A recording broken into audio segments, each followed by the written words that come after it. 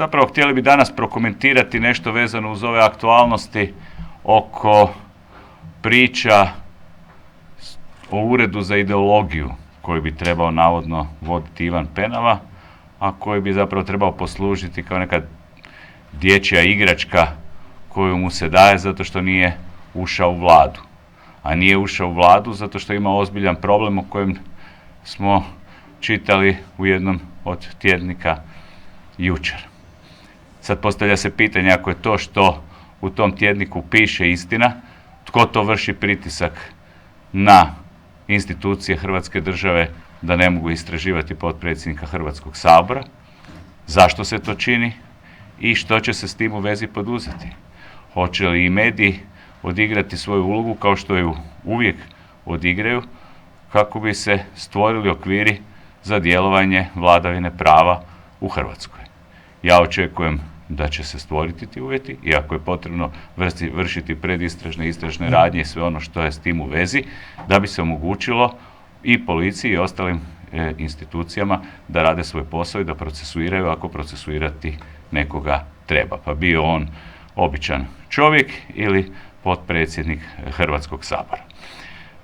Dalje, što se tiče tog Ureda za ideologiju, ja uopće ne vidim razloga da bi on postojao. Ako idemo i na nekakve osnove slobodarstva, svako može zagovarati što god hoće, vjerovati ideološki u što god hoće, ali postavlja se ključno pitanje i ono što određuje ideološki smjer svakog društva, svake države je što vlada financira javnim novcem. To je jedino bitno. Nije bitno hoće li Penava voditi neki ured ili neće i pitanje uopće čime bi se taj ured bavio. Ako bi se taj ured bavio, šta smo čuli, Bleiburgom, pa kad je Penava zadnji put bio u Bleiburgu? Neki dan spominjao je komunističke zločine. Tu kod vas je bio na presici i pričao o tome kako je skandalozno da Bosanac nije glasao za slovenski prijedlog i onda je došao i 10 minuta kasnije glasao u Saboru protiv mog prijedloga da se uvede dan sjećanja na žrtve komunizma.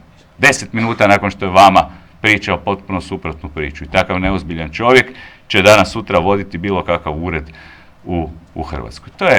To je sve skupa zapravo porazno, tužno i mislim da ne ide.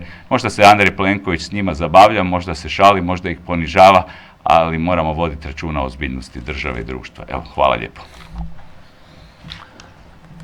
Kratko ću se nadovezati na kolegu Peternela i osvrnuti se na neke aktualnosti, odnosno imali smo prilike u medijima vidjeti brojne napise, ali i događaje koje smo pratili zadnjih nekoliko tjedana.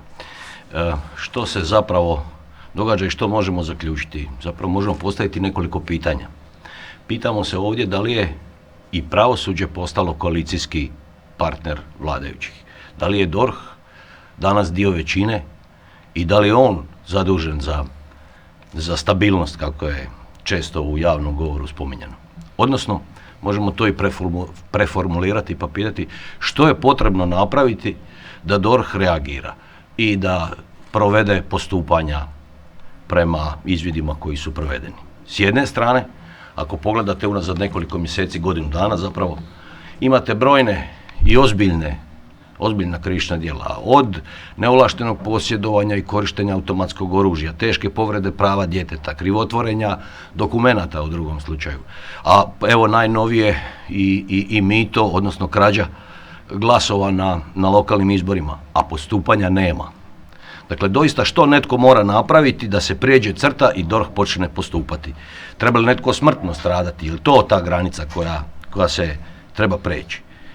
Ili smo svjedoci da se uvodi jedna nova vrsta imuniteta u Hrvatsku, a to je saborski imunitet od mogućeg propitivanja. Evo, toliko. Hvala.